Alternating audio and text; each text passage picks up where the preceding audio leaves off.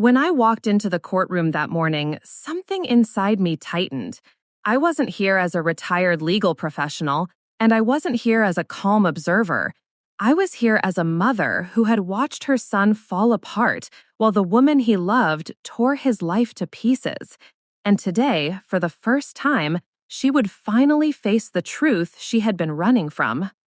Before we begin, I want you to know exactly what you're about to hear.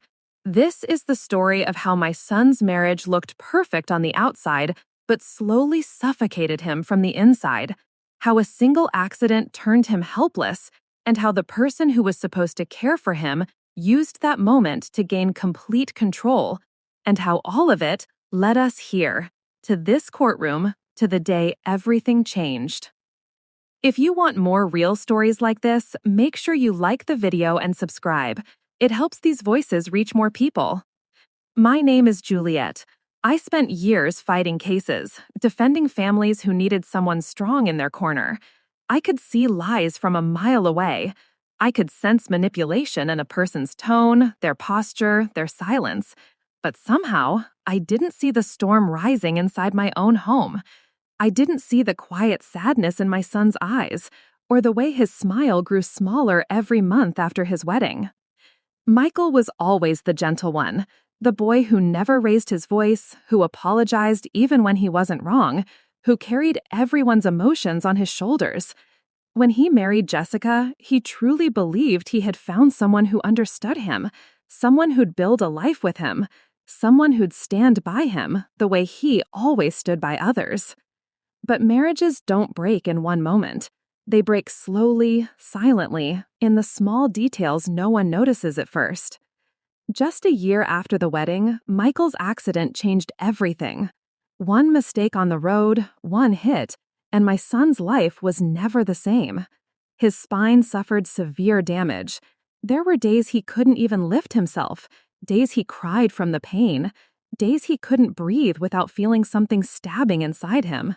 He needed help, softness, patience.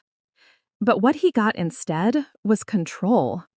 While he struggled just to sit, Jessica stood over him, not with concern, but irritation. Every time he winced, she rolled her eyes. Every time he tried to explain the pain, she cut him off. She blamed him for things he had no control over. "You never try hard enough. You're exaggerating. If you really loved me, you'd get better faster." He couldn't work, he couldn't move like he used to. He hated being a burden. And Jessica used that guilt like a weapon. She took over everything, his income, his schedule, his decisions. If he wanted to go to therapy, it depended on her mood. If he wanted to talk to friends, she'd question him for hours. She didn't even want him to call me anymore. And still, he stayed. He kept telling himself that she was stressed, that it was temporary, that once he recovered, she would change. But abusers don't change when you wait for them. They change when you stop allowing them to control you. As the months passed, Jessica's cruelty only grew sharper. She barked orders at him, she mocked his condition. She called him weak, useless, dramatic. On days he cried from the pain, she sighed loudly and walked out of the room. And the worst part? She never bothered hiding her resentment.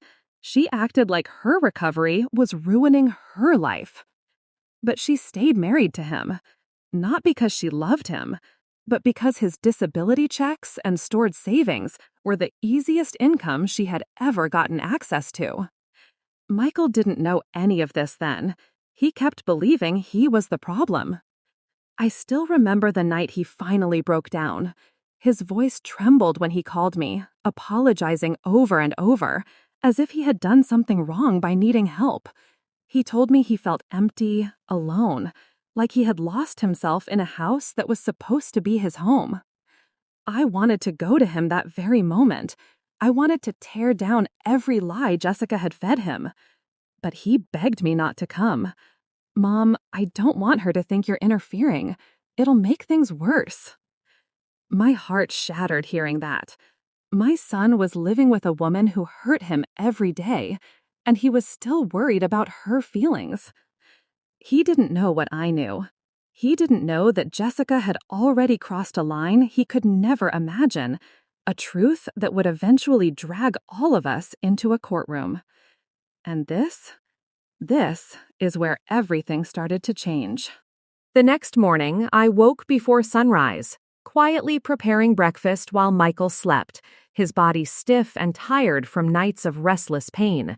His face was pale, eyes hollow from exhaustion, and I felt that familiar ache in my chest, a mother's instinct, sensing that life had been too harsh for someone so gentle.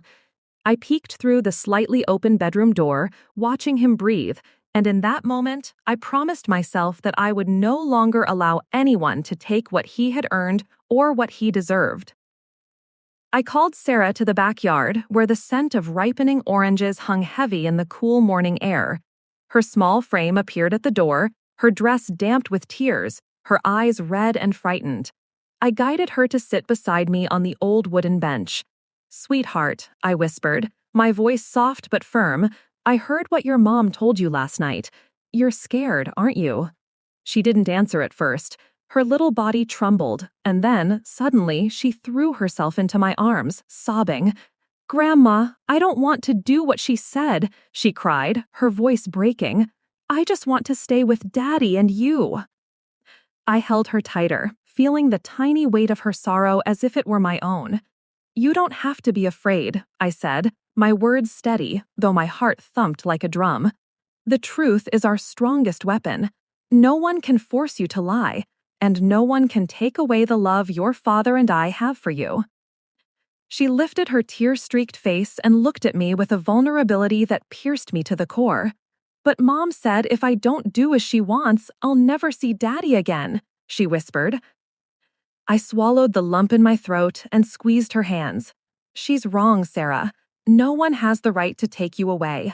I promise you, we'll protect you, just like we've protected each other through every storm." Her small nod and the squeeze she returned to my hand made a fire ignite within me. This wasn't just about Michael anymore.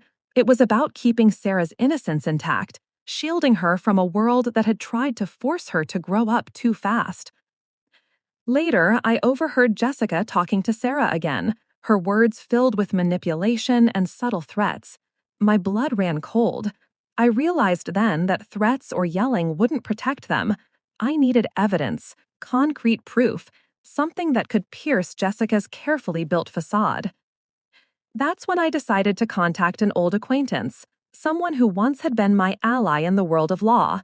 Robert Sinclair, a private investigator whose name still carried weight in Chicago's shadowy corners.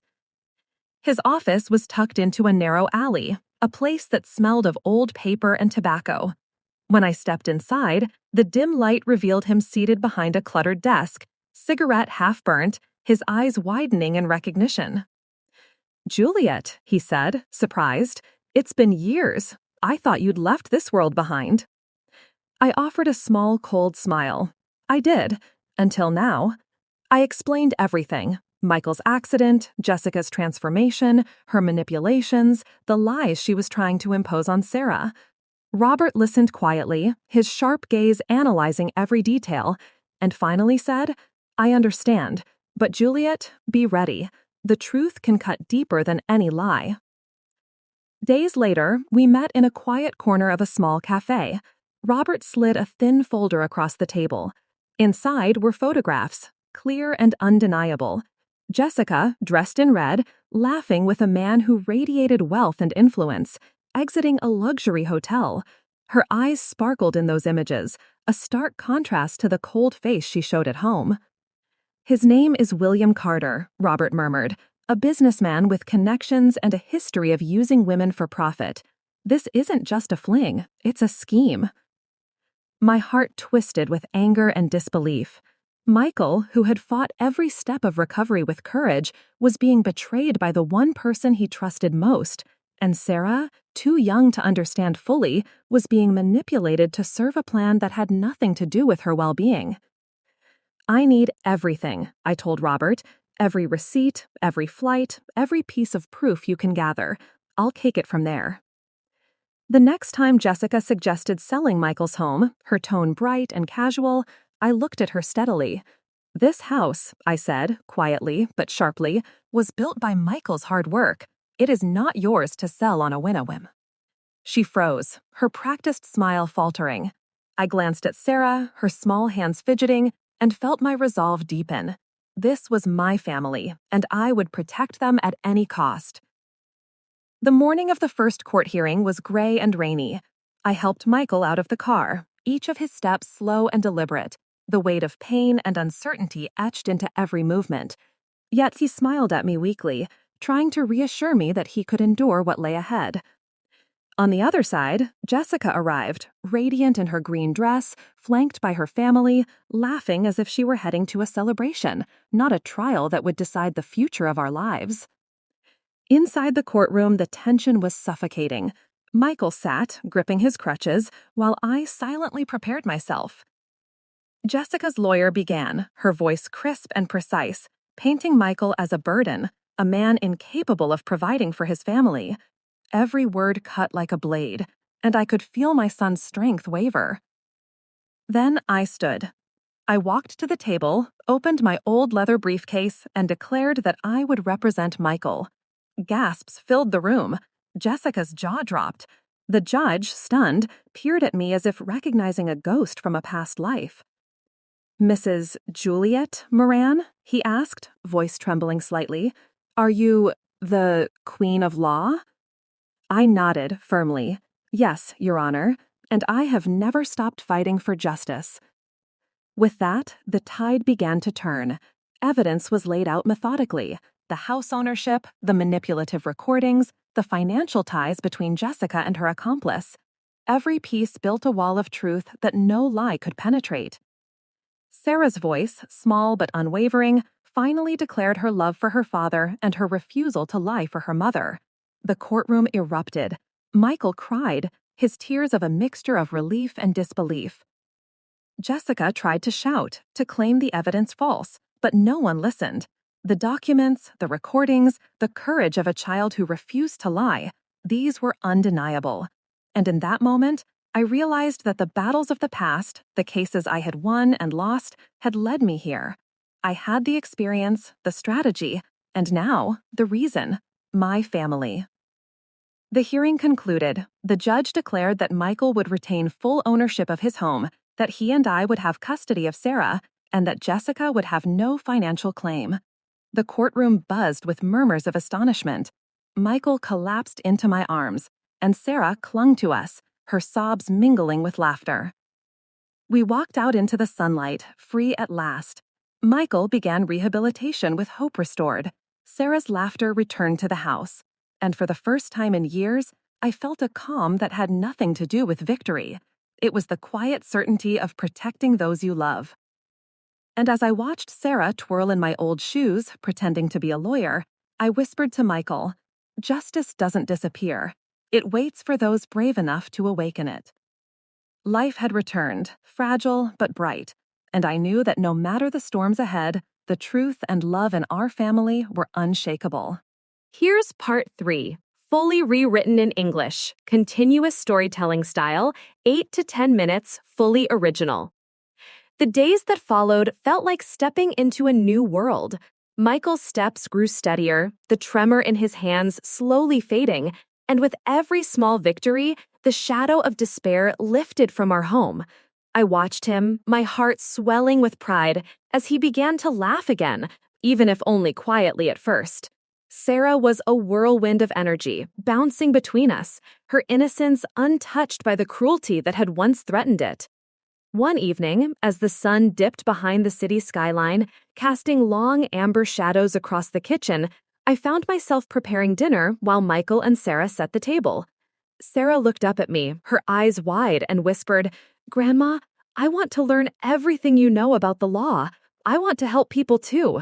I smiled, a mix of warmth and sadness crossing my face. "You will, sweetheart. One day, you'll be even stronger than me." Michael joined us then, leaning on the table lightly, his eyes soft but determined. "Mom, I don't know how we could have survived all this without you," he said quietly. His voice cracked, and I reached out to squeeze his hand. "I only did what a mother does," I replied, though inside I felt the weight of every sleepless night. every pang of worry, and every decision that had led us here.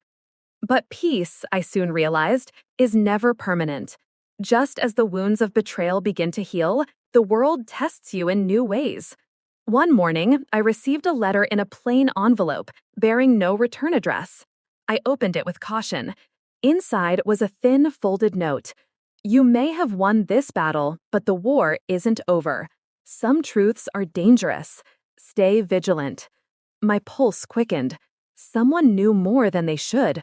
Someone was still watching. I knew I couldn't let fear dictate our lives. I tucked the note away, making a mental note to speak with Robert once more. If there was even a hint of a threat, we had to be ready. Sarah, ever perceptive, noticed my tension. "Grandma, what's wrong?" she asked, tilting her head. I smiled softly, ruffling her hair. "Nothing, my love, just a grown-up problem. You keep being amazing at school, okay?" Weeks passed. Michael's therapy progressed beautifully. With each exercise, he regained not just strength, but confidence. There were moments when he winced in pain, when the frustration of slow recovery weighed heavily on him, but he never gave up.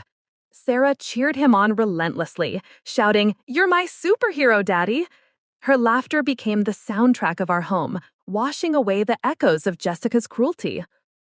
I also began organizing the household, ensuring that our lives were secure and stable. Every document was reviewed, every bank account checked, and every legal precaution reinforced. I had learned long ago that justice isn't just about the courtroom. It's about preparation, vigilance, and foresight. One afternoon, as I sorted through old files in my study, a thought struck me. Michael had faced betrayal, loss, and immense physical hardship, yet he had endured. Sarah had been pressured to lie, yet she had chosen honesty. And I, who had once faced corruption and deceit firsthand, had learned to transform my anger and grief into action. The lesson was clear. Courage is forged in adversity, and love is its most powerful ally. The tranquility of our home was interrupted one evening when Michael received a call from his former colleagues. They were reaching out, cautiously at first, to reconnect, to acknowledge the injustice he had suffered. It was a reminder that even in the darkest times, integrity and perseverance attract allies. I watched Michael speak, his voice firm but kind, and realized how far he had come. Sarah, oblivious to the weight of adult concerns, continued to play in the garden, her laughter echoing among the orange trees. I sat beside Michael on the porch, holding a warm cup of tea, and we watched her together. "Mom," he said, his voice tinged with awe, "you really saved us. I can't imagine life without you." I smiled, my hand covering his. "You don't have to, my son. I'll always be here. No one will take away what's ours." Life settled into a rhythm of healing, love, and small joys. Family dinners were filled with laughter, the scent of home-cooked meals blending with the fragrant oranges from the backyard. Nights were quieter, the house no longer echoing with tension or fear. Sarah drew pictures for us, colorful worlds of superheroes and magic, and Michael and I hung them on the walls, a celebration of innocence and resilience. Yet, even in these moments of peace, I never let my guard down. I checked in with Robert, ensuring that Jessica's influence remained contained. Her attempts at manipulation had failed, but the world is unpredictable. Preparation is a shield, and vigilance is armor. One morning, Sarah approached me with my old law books tucked under her arm. "Grandma, can you teach me about justice, about truth?" I took her hand and led her to the porch, the sunlight warming our faces. "Of course, my love. Justice is never easy, but it's always worth fighting for. And the truth will always find a way to shine." Michael watched us from the garden chair, his eyes reflecting pride and quiet joy. For the first time in many years, I felt that the fight had transformed into something far greater than victory. Hope that family, truth, and love could endure anything. And as I looked at the sky above Chicago, brilliant with sunlight breaking through clouds, I whispered to myself, "Justice may rest, but it never dies. It waits for those brave enough to stand for it." The morning after the verdict, a sense of calm settled over our home like a soft blanket. Michael moved through the rooms with cautious steps, But there was a light in his eyes I hadn't seen in months. Sarah, ever the lively spirit, had already claimed her spot at the kitchen table, scribbling stories and doodles across her notebooks, her laughter filling the air. It was a simple morning, yet it felt monumental, a quiet victory after so much chaos and heartbreak. I brewed a pot of coffee, inhaling the familiar aroma, and thought about how fragile life can be. In just a few months, our world had been turned upside down by betrayal, greed, and lies. But through it all, we had clung to the truth, to love, and to one another. That unwavering bond had carried us through what seemed impossible, and I realized then that it was stronger than any obstacle life could throw at us. Michael sat down beside me, rubbing his tired hands. "Mom," he said softly, "I never imagined I would feel hope again. I don't know how to thank you." I shook my head gently. "You don't need to thank me, Michael. I did what any mother would do. I couldn't stand by while anyone tried to take what was rightfully ours." His lips curved into a small, grateful smile, and I knew the weight of those words resonated deeper than he could express. As the days passed, life slowly found a rhythm. Michael resumed his physical therapy with renewed determination, each session strengthening not just his body, but his spirit. Sarah became his constant cheerleader, laughing and clapping for every small accomplishment, turning mundane exercises into joyful milestones. The sight of them together, rebuilding their bond, was a balm to my soul, erasing the scars left by betrayal. Our mornings became a ritual of hope. We would sit on the porch, sipping coffee, watching the sunlight dance across the orange tree. I would share stories of resilience, tales of courage from my days in law, and moments of life lessons that seemed trivial at the time but carried immense meaning. Sarah would listen intently, her young mind absorbing everything, while Michael occasionally interjected with wry humor, his laughter soft but genuine. Even as peace settled, I knew vigilance was essential. Jessica might have lost the case, but the world is unpredictable, and human nature doesn't change overnight. I kept in touch with Robert, ensuring that no shadows from the past would resurface to threaten the fragile stability we had built. Precaution became part of our daily routine, a protective barrier woven silently into our lives. One afternoon, while organizing old files, I discovered a letter addressed to Michael from a colleague at his previous workplace. It was a simple note, expressing admiration for how he had handled adversity and offering support for his return to work. I handed it to him, and I watched as his eyes welled with tears. "Mom," he whispered, "it feels like the world is finally giving me a chance to breathe again," he nodded, feeling a warmth that only comes from witnessing redemption in motion. Sarah, unoblivious to adult worries, continued to grow in innocence and joy.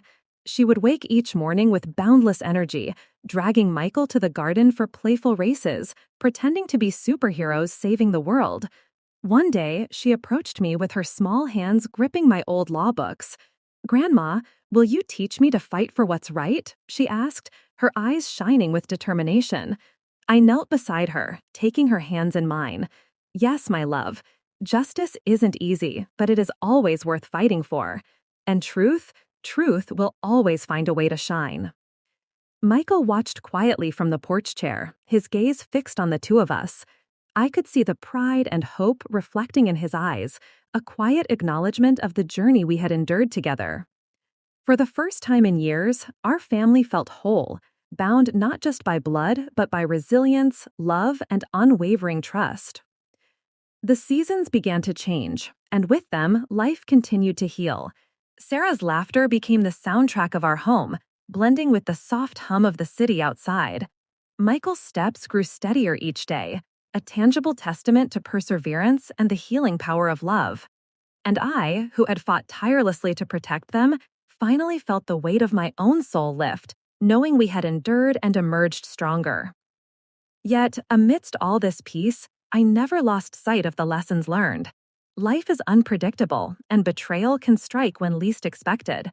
But courage, love, and truth are forces that can overcome even the darkest storms. Every choice, every act of integrity, and every moment of bravery becomes a thread in the fabric of a life worth living. One quiet evening, as we sat on the porch together, Sarah resting her head on Michael's lap, I whispered, "Remember, my loves, justice may sleep, but it never dies. It waits for those brave enough to stand for it."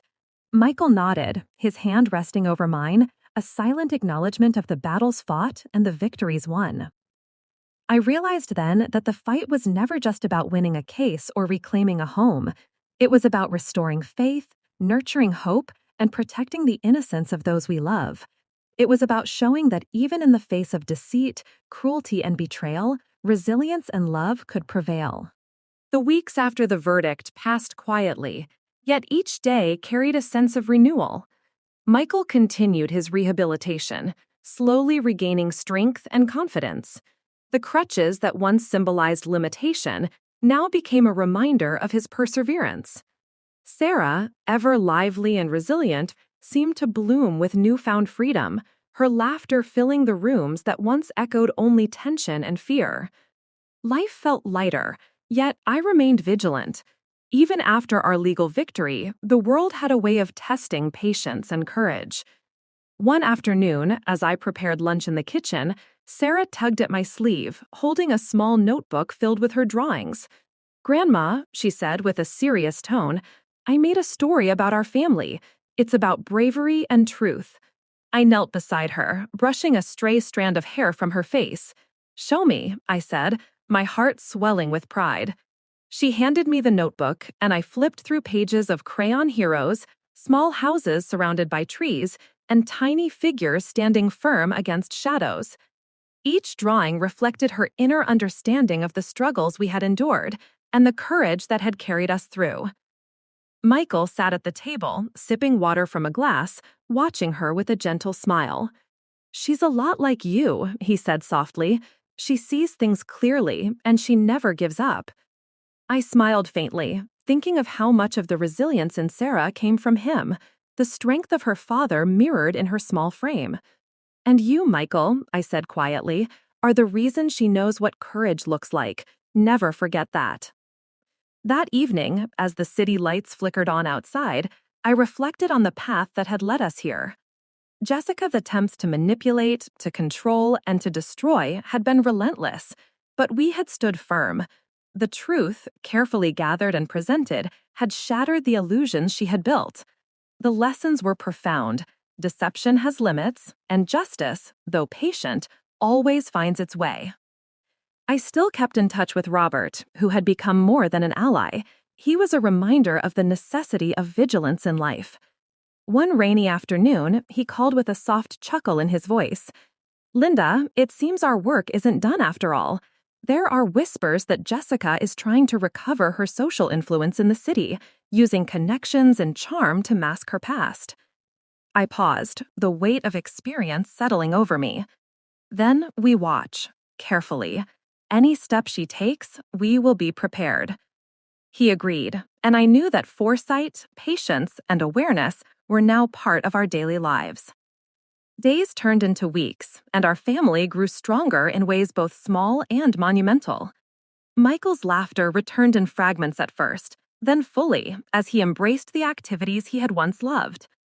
Sarah's energy became infectious, pulling us both into her world of imagination and joy. I noticed the quiet moments of Michael helping her with homework, the gentle guidance, and the pride in his eyes as he celebrated her smallest victories.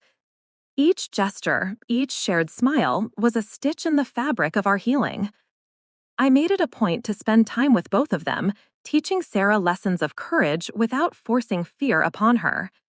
We would sit in the garden, under the orange tree that had witnessed so much of our struggle, talking about right and wrong, justice and truth, and the importance of standing up for one believes in.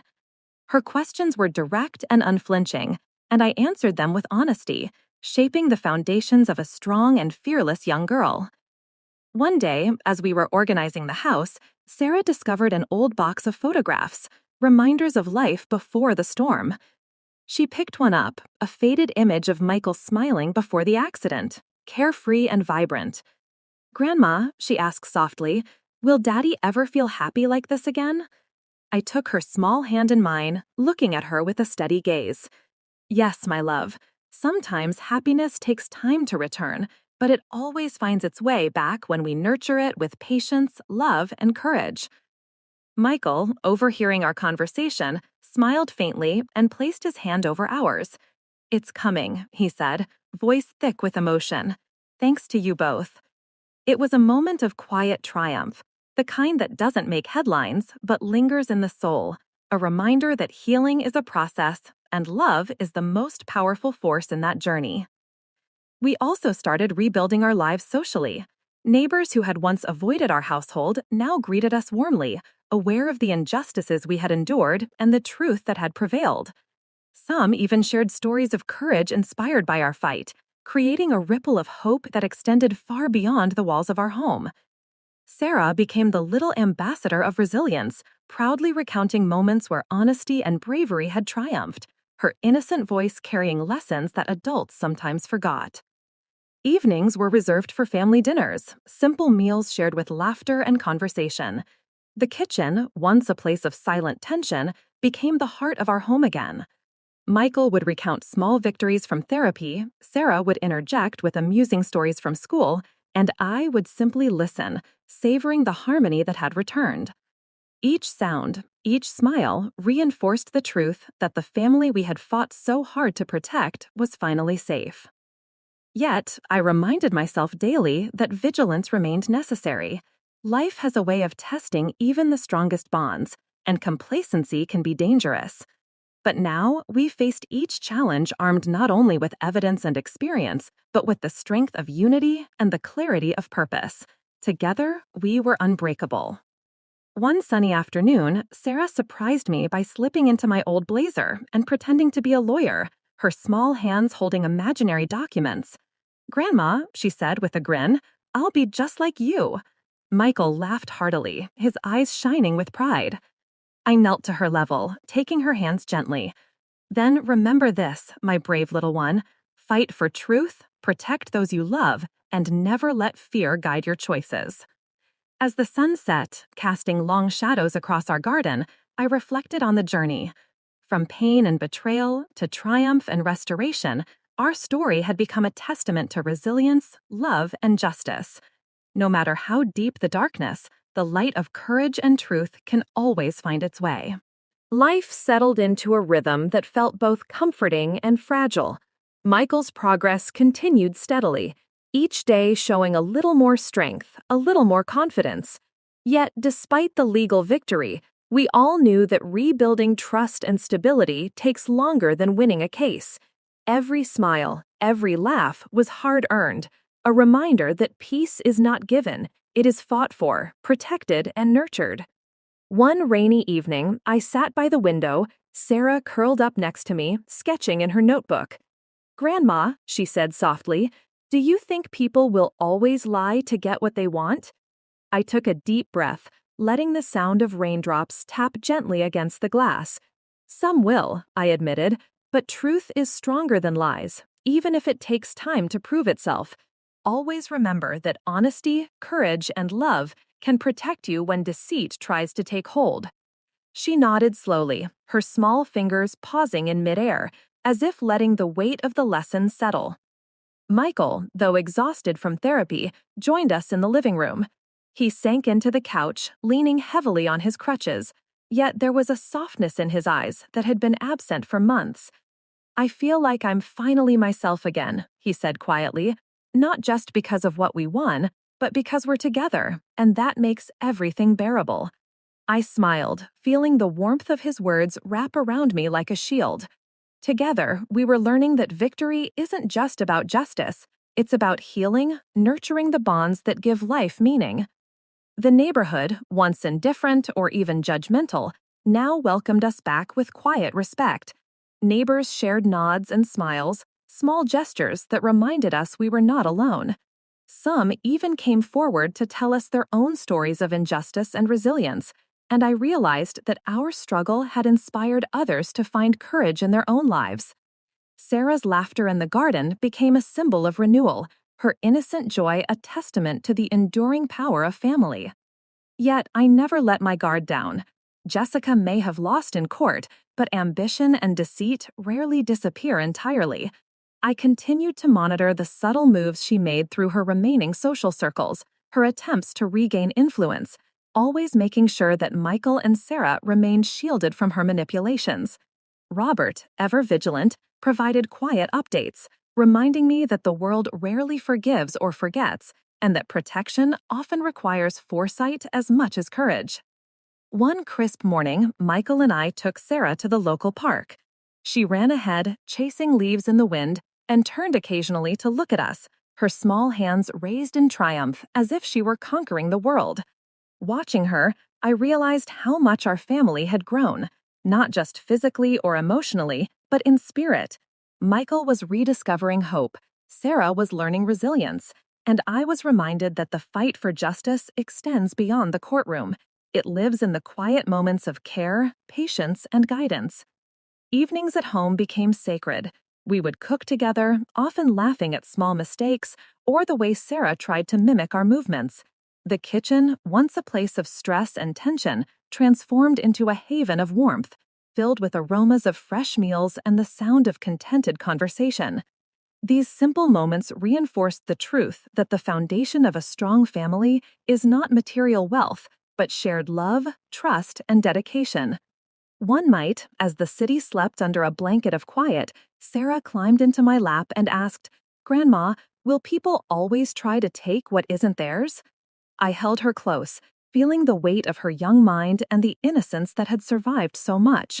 "Some will," I said gently, "but your courage, honesty, and love will protect you, and there will always be people who stand by you, people who fight for you when you can't fight for yourself." She nodded, her eyes heavy with sleep but shining with understanding, and I realized that she had absorbed lessons far beyond her years.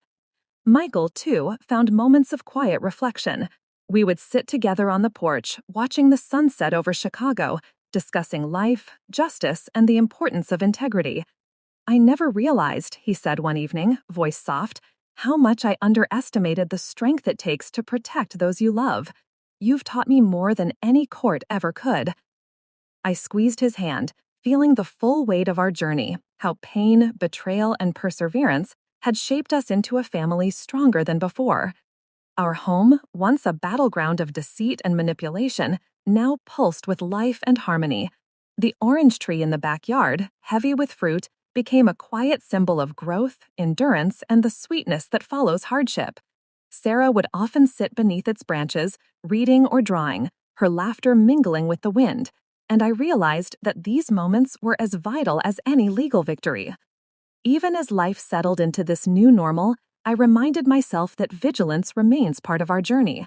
Challenges will arise, and people will test the limits of truth and morality, but armed with courage, love, and clarity, we could meet any obstacle.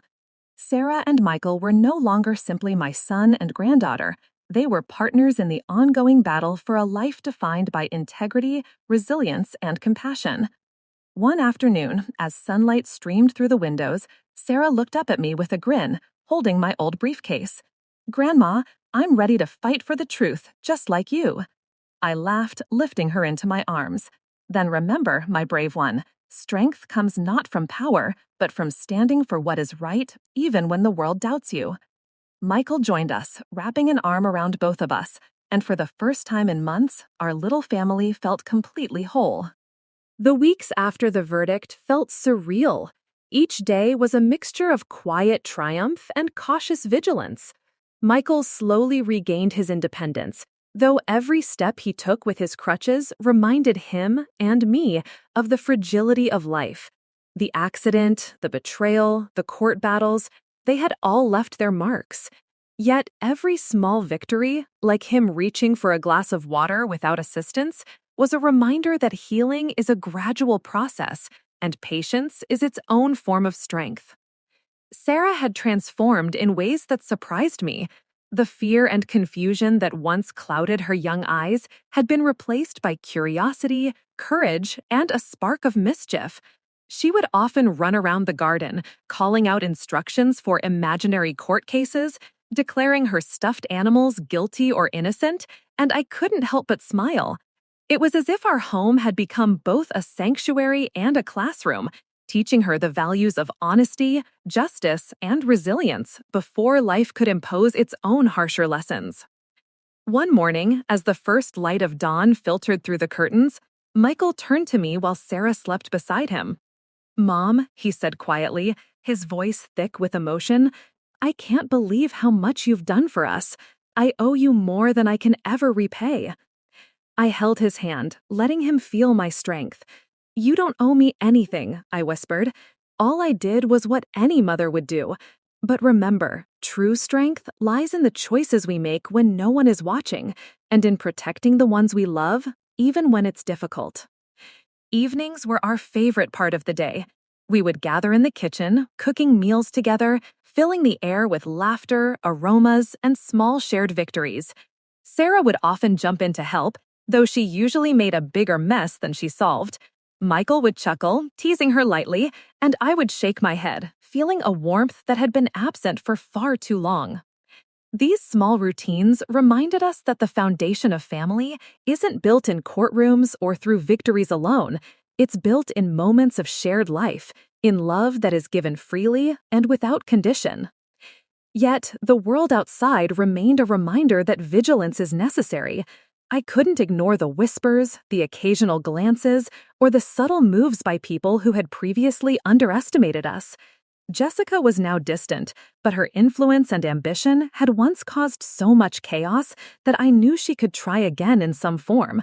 Robert continued to provide quiet updates, sharing small pieces of information that allowed me to prepare without ever feeling the need to escalate unnecessarily. Knowing the enemy, even from a distance, gave me a sense of control in a world that had once seemed chaotic and unfair. One bright afternoon, as Sarah and I tended to the garden, she paused and looked up at the orange tree, its branches heavy with fruit. "Grandma," she said softly, "do you think people will always try to take things from others?" I smiled, crouching to her level, and looked into her determined eyes.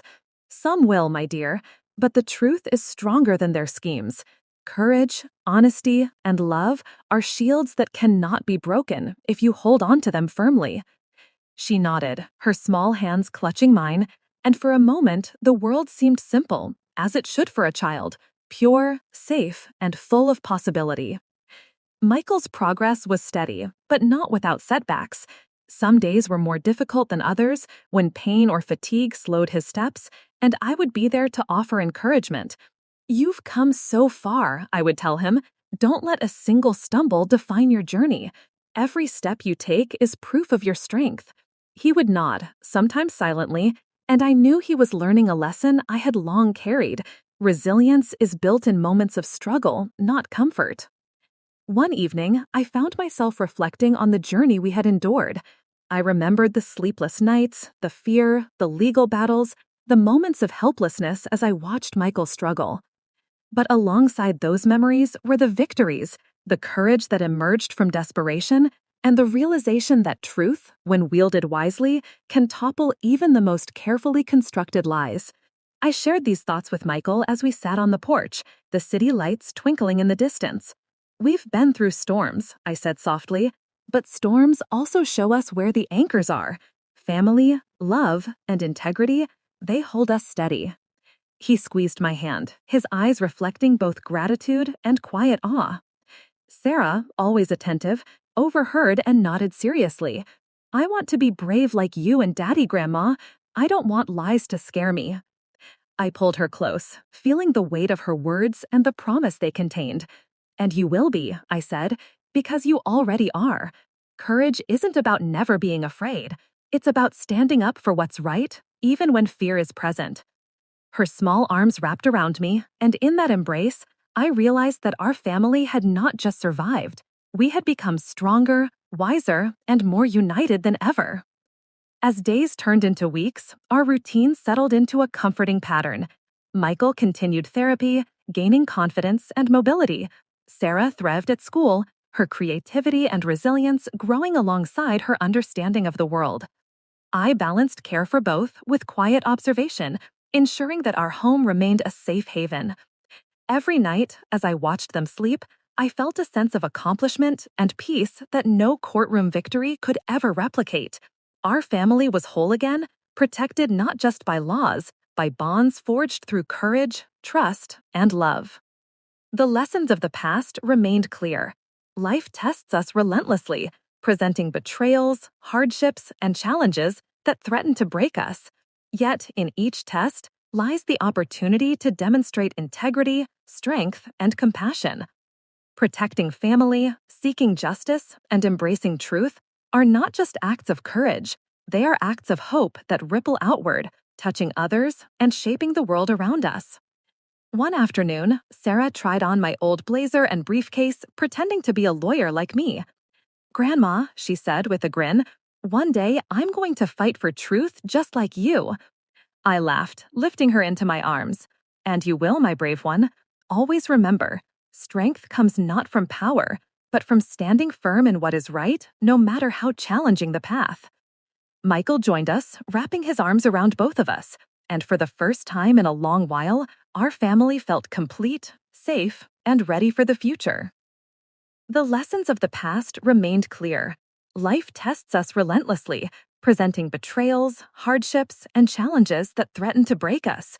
Yet, in each test lies the opportunity to demonstrate integrity, strength, and compassion. Protecting family, seeking justice, and embracing truth are not just acts of courage, they are acts of hope that ripple outward, touching others and shaping the world around us. One afternoon, Sarah tried on my old blazer and briefcase, pretending to be a lawyer like me. "Grandma," she said with a grin, "one day I'm going to fight for truth just like you." I laughed, lifting her into my arms. "And you will, my brave one. Always remember, strength comes not from power, but from standing firm in what is right, no matter how challenging the path." Michael joined us, wrapping his arms around both of us, and for the first time in a long while, our family felt complete, safe, and ready for the future. That morning, the sun was hidden behind a veil of gray clouds, mirroring the tension that had settled over our little family. I helped Michael out of the car, each step slow and deliberate. His crutch scratched the pavement, but more than his physical struggle, I could feel the weight of anxiety pressing down on him. His face, pale and lined with sleepless nights, lifted toward me with a faint, shaky smile. "Mom, I'll be okay," he whispered, but I knew the tremor in his voice betrayed the storm inside. I squeezed his hand, letting him feel that he wasn't walking into this battle alone. By his side, Sarah clutched my arm tightly, her small fingers entwined with mine, as if anchoring herself against the fear of the unknown. Across the street, Jessica arrived, radiant in a shimmering emerald gown, her every movement oozing confidence. Her family followed closely, laughing softly, as if this courtroom drama were just another social event. My stomach twisted with anger. They had no idea of the years Michael had poured into building a life, no inkling of the nights I spent silently shielding him and Sarah from the cruelty they were about to unleash. Inside the courtroom, the air was thick with anticipation. Michael sat quietly, clutching his crutch, staring at the polished wood beneath him. I positioned myself behind him, silently radiating strength, knowing he could draw on it without a word being spoken. Jessica, poised and proud, settled onto the defendant's bench, her heels tapping the floor in a rhythmic taunt. Her lawyer, Jennifer Rivers, straightened her notes with a determined air, ready to attack every weak point she could find. When the proceedings began, Jessica's voice sliced through the silence, cold and cutting.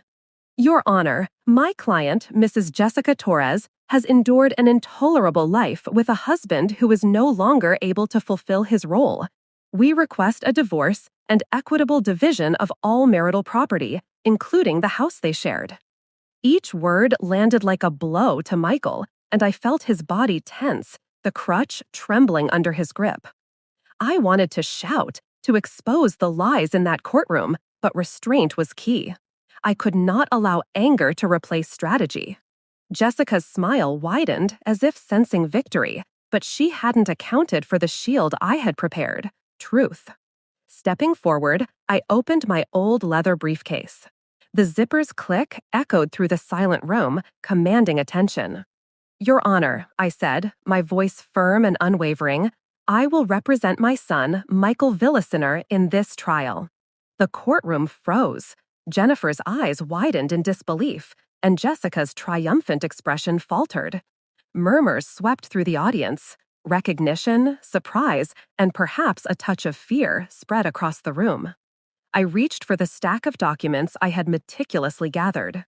These are the property deeds for the home located on the outskirts of Chicago. This property was purchased by Michael Villisiner 2 years prior to his marriage. It remains his sole and untouchable asset.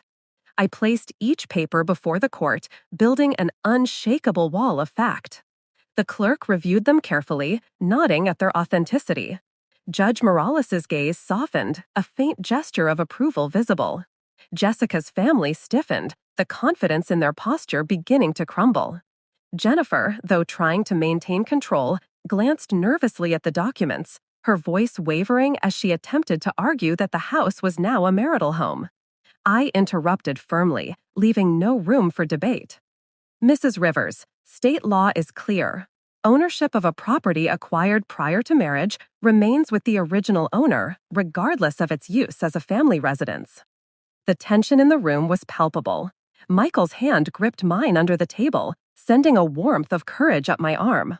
I could feel him beginning to hope again, the first spark of relief in months flickering in his eyes. Then I presented the second, most damning evidence, a small USB drive.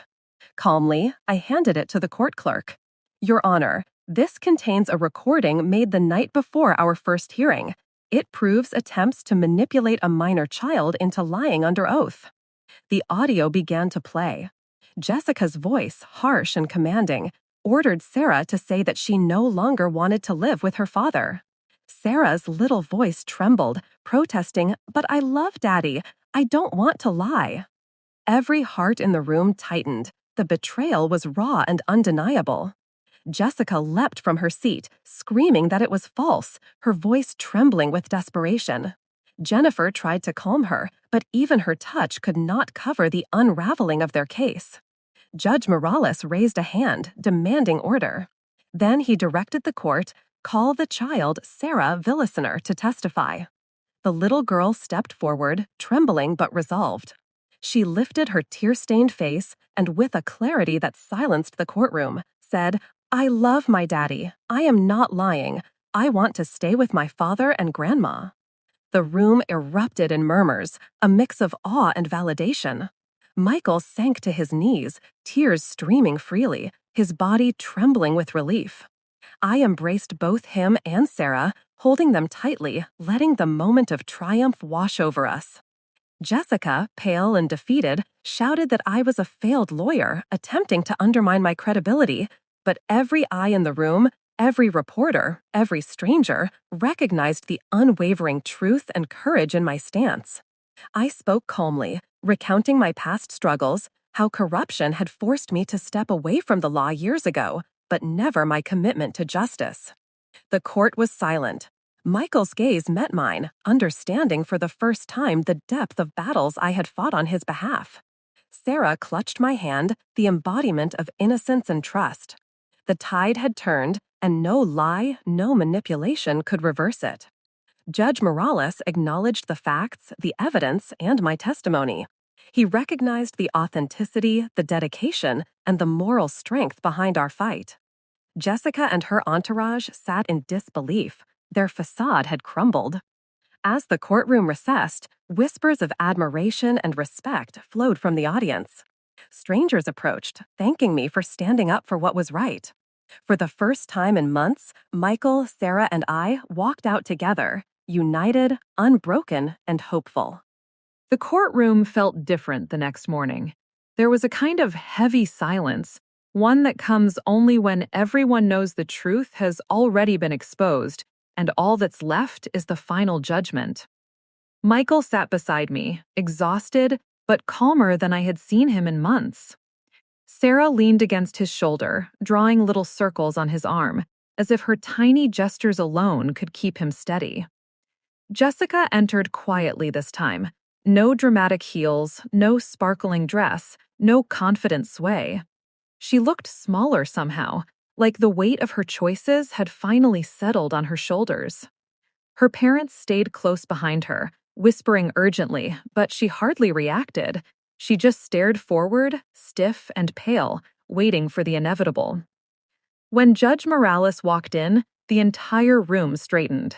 He didn't look at anyone immediately. He simply shuffled through his notes, adjusted his glasses, and let the silence stretch until Jessica's lawyer shifted uncomfortably. Michael's heartbeat was loud enough that I could feel it through the bench. Finally, the judge spoke. I have reviewed the evidence, the audio recording, the original property deeds, the testimonies, and the statements made over the last week. He paused, turning his gaze directly toward Jessica. And I find no ambiguity in what happened here. The words felt like a tide rising. He continued, Mrs. Torres, your attempts to manipulate the minor child into providing false testimony, combined with your consistent pattern of emotional coercion and financial exploitation, leave this court with no choice but to issue a ruling that protects the child and her father. Jessica swallowed hard. Her hands trembled. Her lawyer lowered her head. Judge Morales turned his attention to Sarah. His voice softened. You were brave, young lady, very brave. Your honesty made a difference. Michael broke. Tears filled his eyes, and he reached out to gently touch Sarah's back. She looked up at him with a shy smile, unaware of just how powerful her truth had been. Then the judge delivered the final blow. Custody of the minor child, Sarah Villasenor, is hereby granted solely to her father, Michael Villasenor. Mrs. Torres shall have no custodial rights until further psychological evaluation deems her fit. Jessica gasped, stepping forward. No, you can't do that. She's my daughter. The judge held up his hand sharply. Enough. Sit down. It was over. For the first time in years, Michael was free from fear, from manipulation, from the constant pressure of living with someone who thrived off breaking him down. But the judge wasn't done. Regarding the marital property, he said, flipping to the final page, the house in question was acquired before the marriage. It remains legally and wholly the property of Mr. Villasenor. Mrs. Torres has no claim to it. Jessica's mother slumped into her seat as if someone had pulled the ground out from under her. Jessica simply stared at the floor, her face blank, her world dismantled piece by piece. And finally, Judge Morales concluded, this court recommends that Mr. Villasenor seek ongoing medical care and psychological support due to the trauma documented throughout this case. Court adjourned. The gavel struck. But instead of cheers, the courtroom remained still for a long moment, everyone absorbing what had just happened. Michael let out a broken breath, leaning into me. Mom, it's done, he whispered. It's really done. I wrapped my arms around him, my heart swelling with something that felt like both relief and grief. We had won, yes, but victory never erases the wounds that led to the fight. Sarah hugged Michael tightly. Daddy, we can go home now, right? Just us? He kissed her forehead. Yes, sweetheart, just us. As we walked out, reporters gathered, cameras flashing, microphones thrust forward. They called my name, asking how it felt to return to a courtroom after all these years, asking what drove me to fight the way I did. But I didn't want the spotlight. I simply answered, a mother protects her child, always. Michael squeezed my hand. He knew that meant him as much as it meant Sarah. Outside the courthouse, the air felt fresher, softer, like the world had finally opened up for us again. We drove home quietly, letting the silence speak for us. At a red light, I looked back at Sarah. She was staring out the window, humming, calm in a way I hadn't seen in years. Michael caught my gaze and mouthed, "Thank you." I shook my head. No, Michael, you saved yourself the moment you stopped believing Jessica's lies. That night, we sat together in the living room, not talking about the case, not talking about Jessica, not talking about the past. We just existed in peace for the first time in a very long time. Michael played with Sarah's hair as she drifted off to sleep. I watched them quietly, feeling the weight in my chest slowly dissolving. Later, while tucking her into bed, she looked up at me and whispered, "Grandma, today felt safe." My throat tightened. "It's going to feel safe every day now," I whispered back. Downstairs, Michael stood by the window, staring into the night. When I joined him, he said, "You know, all those years I thought I was weak, but maybe surviving what I did, maybe that means I'm stronger than I gave my credit for." I placed a hand on his back. Strength isn't about never breaking. It's about choosing to rebuild, and you just proved you can. He smiled softly, and for a moment, the man he used to be, the hopeful, kind-hearted, steady version of him, shone through again. Our family wasn't perfect. Our wounds hadn't disappeared, but we had something far more important than perfection. We had a second chance. We had truth. We had each other. And for the first time in a long time, that was enough.